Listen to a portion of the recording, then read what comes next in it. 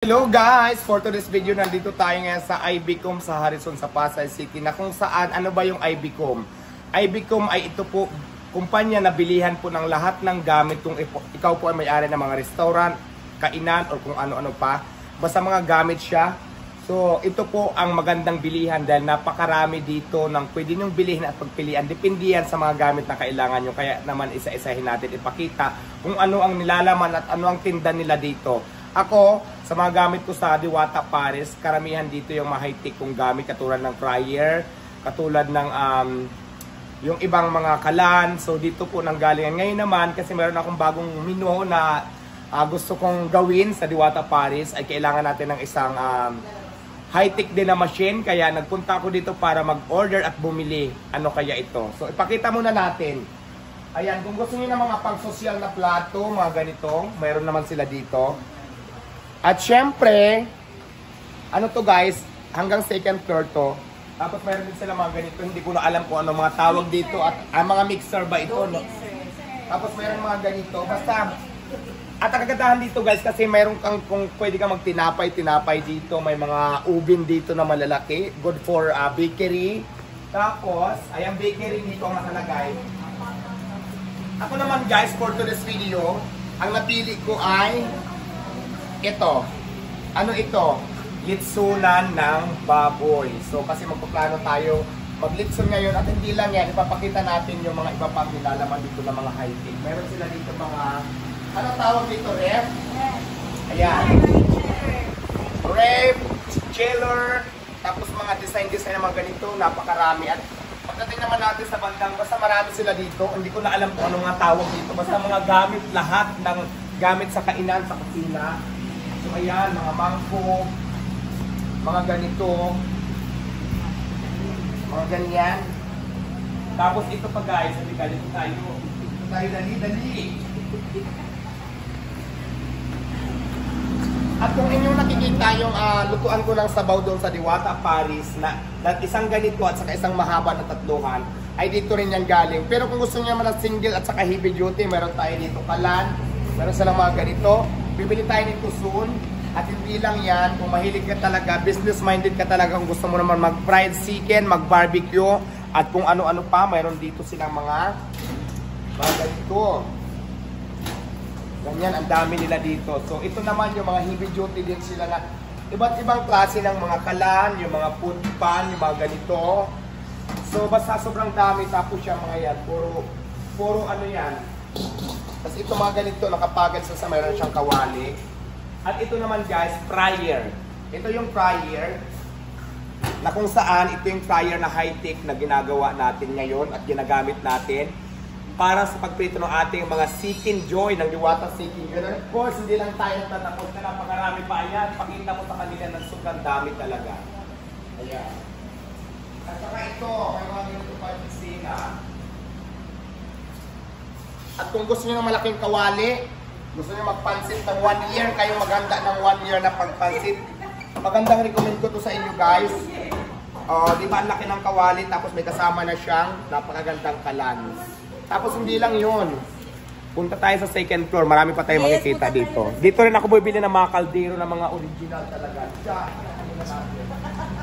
O yung order ko, ipababa nyo na.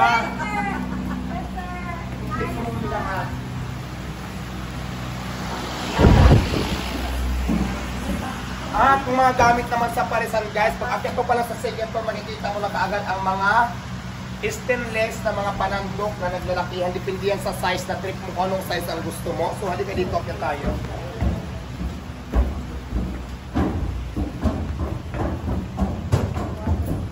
At pag akit mo naman sa taas, makikita mo kagad ang mga naglalakihan sangkalan. Depende din yan sa size. Yung mga tung, mga ganito. Yan, di ba? Ang dami-dami. Tapos ito. Yung mga ganyan, mga ganito, sobrang dami, mga planggana, mga stainless. Pakita mo nga dito, oh. Ayan, sobrang dami ng inyong pwedeng pagpilian. Tapos itong mga ganito guys, oh. Ayan, yung mga lagayan ng pagkain. Ay! Oh, di ba? Shipping dish. Shipping dish. English, di ba? Shipping dish daw. Tapos syempre, kung gusto niyo may mga malalaking kaldero, optional din sa laki, depende yan sa gusto nyo kung anong gusto nyong laki. So, nandito sila, ang dami-dami. Sobrang dami, basta, hinihingal ako. Sa sobrang dami ng piniplex ko, nakahingal. Tapos, halika dito.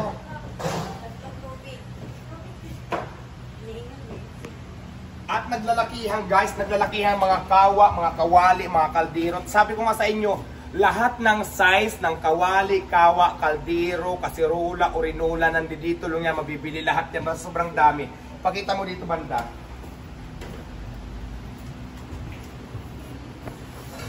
At syempre, meron sila mga panandok na ganito. Oh, pak na pak, tumpak, lagapak. So, kailangan din natin, siguro natin bumili nito. Ayan.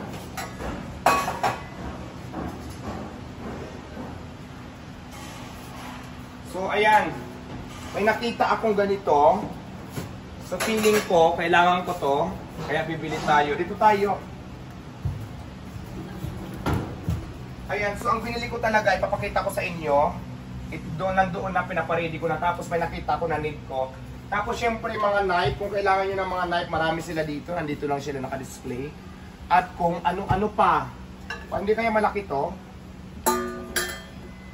Sige, okay na to. It's good. Yan, bibilihin ko yan. So, ayan, may napili na ako. Kaya naman, baba na tayo at na-ready na nila yung in-order ko. Let's go.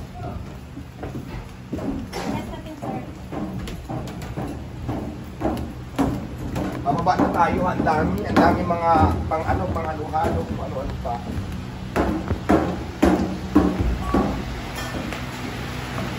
Ay, may tubig pa. May patubig pa si Mayora.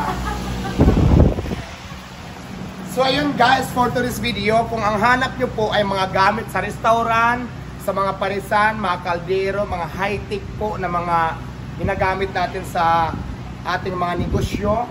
At dito lang yan mabibili sa Ibicom Harrison, Pasay City, na kung saan malapit lang ito sa may, ano ba yung harap yung landmark dyan?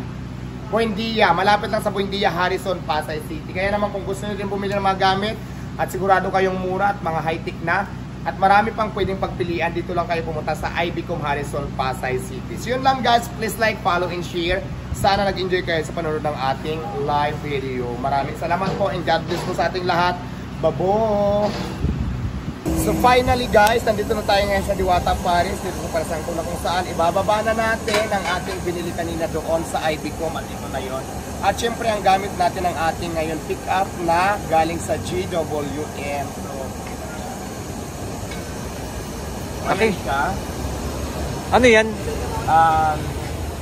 Oven siya na malaki na kung saan, di ba mayroon tayo ngayon bagong menu na kung saan ito yung gagamitin natin. Kaya naman excited na ba kayong malaman kung ano yung bagong menu natin. So, dito tayo, kaya bumili talaga tayo ng pagkamahal-mahal na oven na to para doon sa bagong menu natin, para naman masigurado tayo na masarap talaga. Kaya mamaya ibababa natin to doon at hanapan muna natin ang pwesto kung saan ito maganda ilagay para mag-umpisa na tayo ng bagong menu ulit natin dito sa Diwata, Paris. So, meron pa rin ako mabili.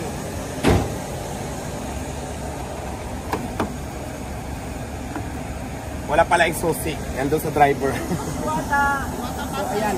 Maya-maya lang ibababa na natin yan at plano ko dito natin ilagay. So, let's go. Hindi wata. So, hanapan na lang natin ng pisto dito. So, maya-maya lang, abangan nyo kung saan natin lalagay yan.